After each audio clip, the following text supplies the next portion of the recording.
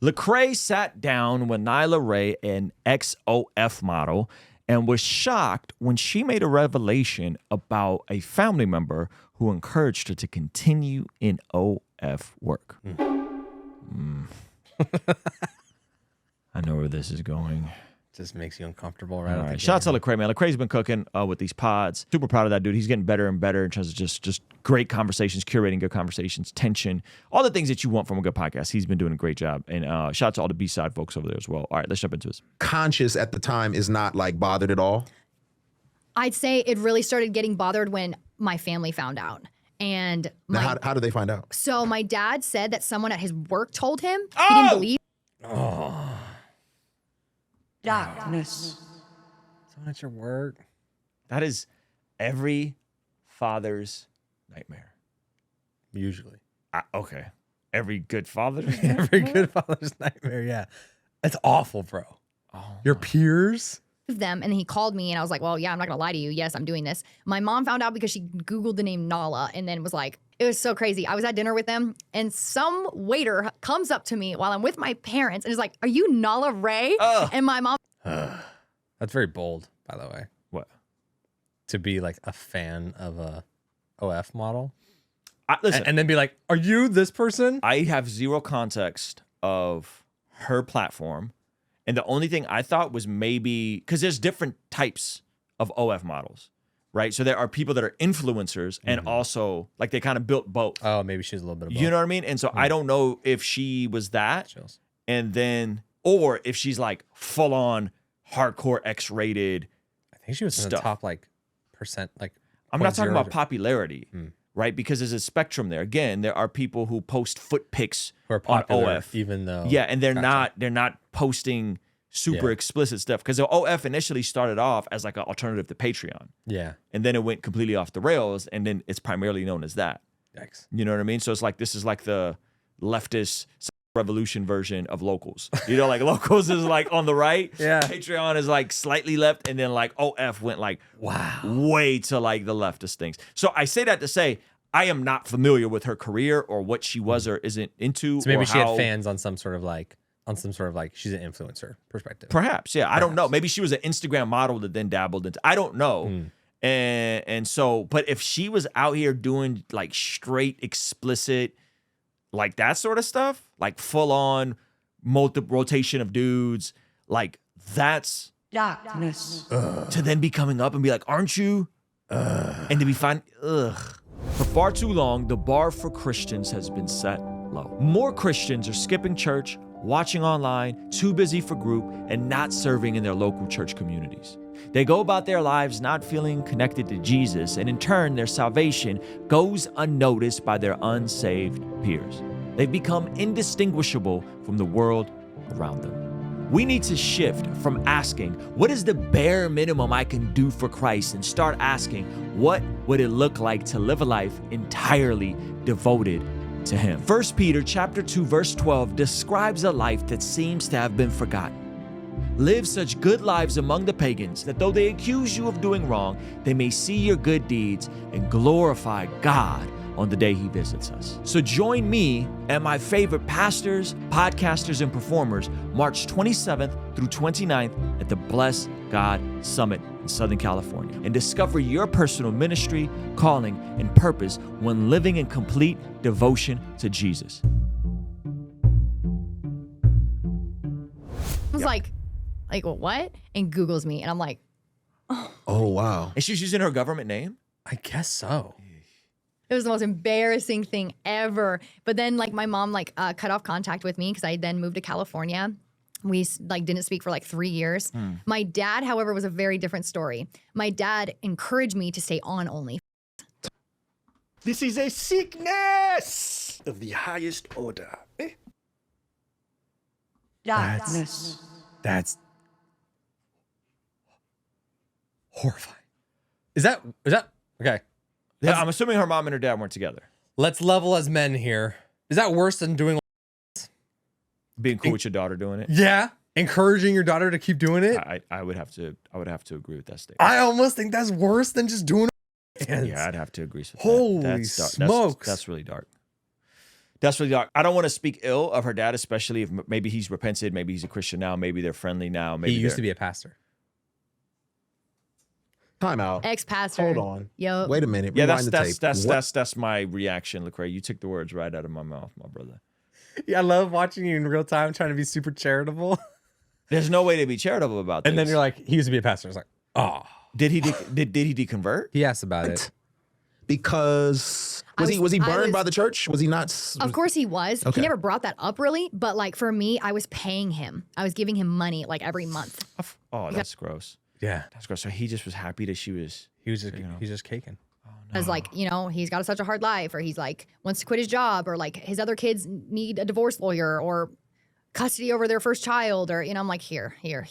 Every time he called me, it was like, hey, yo, I don't want to bother you about this, but like, I'm like, That's tough. Sure. I'm sorry. That's there you tough. go. That's It's tough. so tough now. And during it, I was just like, oh, at least one person in my family is speaking to me. Yeah. But like now, I'm like, when I finally decided to follow Christ, I called my dad. My husband was right next to me. And I was like, hey, Dad, I'm getting off of only like blah, blah, blah. I was so excited. He was like, well, why don't you just stay on another year and a half and like make more money and, you know, like settle yourself in? 'Cause, you know, Nah, Pops. No. She saw the light. She's trying to change. And you told her to stay on another year? Like it's college? This man. There's no amount of money that's worth it, fam. There's no amount of money, because even if you say you got a bullseye, Mm-hmm. Some of these women claim that. When I sat down with an OF person on valuetainment, I was like, what is the point? Like, where are you trying to get? And what you realize is there's no plan. There's no like, once I get this number in my bank account, then I'll start this business. There's no plan. Yeah.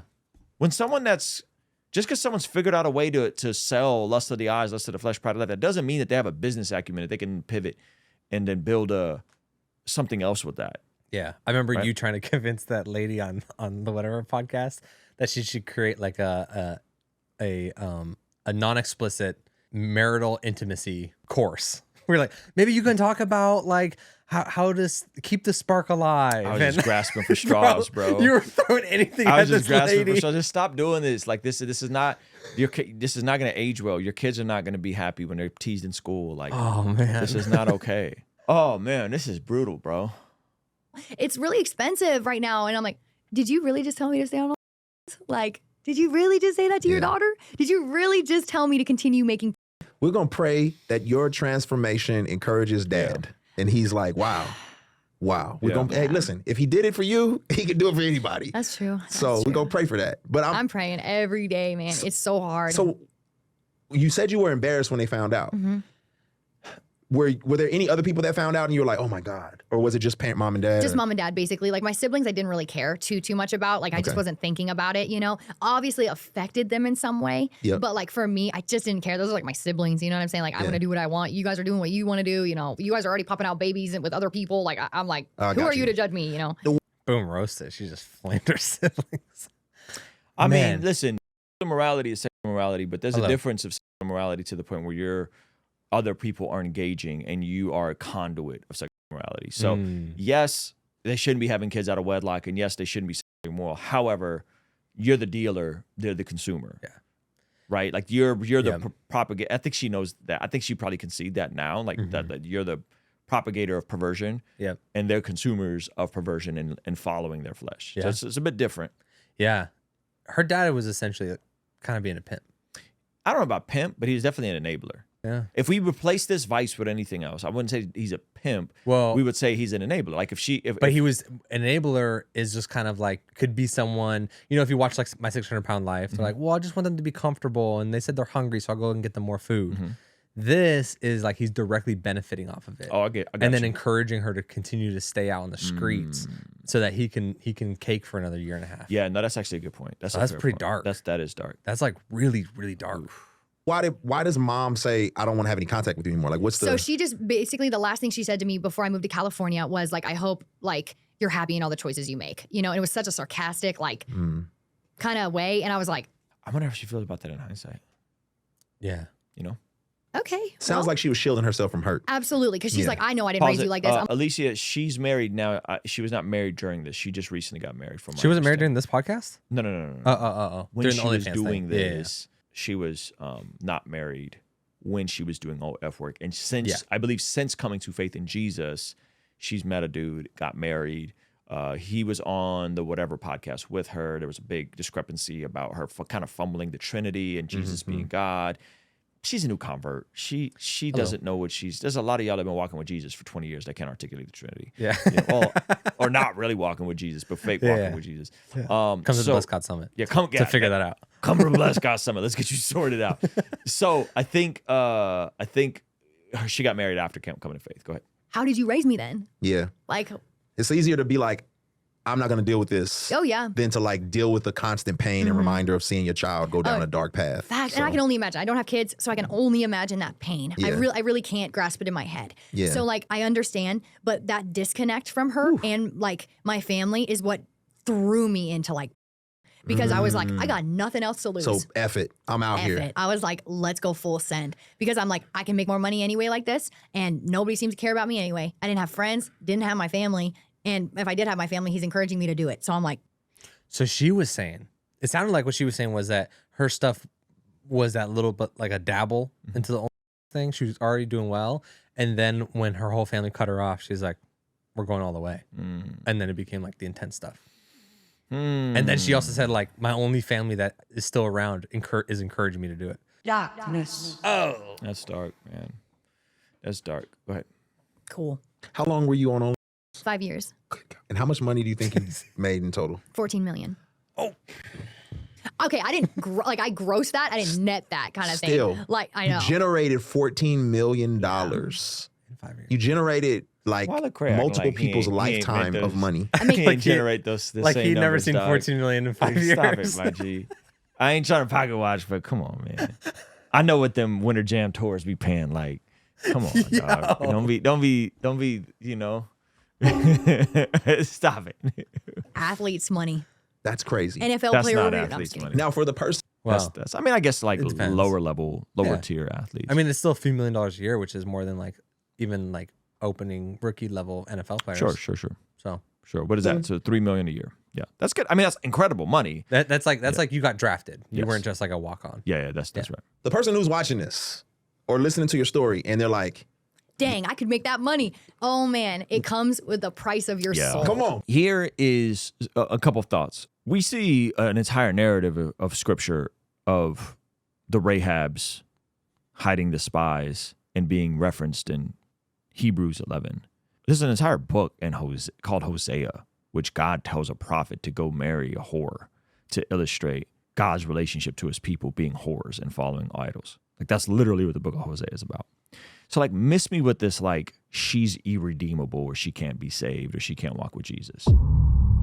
She's grifting, she's this, she's that. It's like, fam, have you read the scriptures?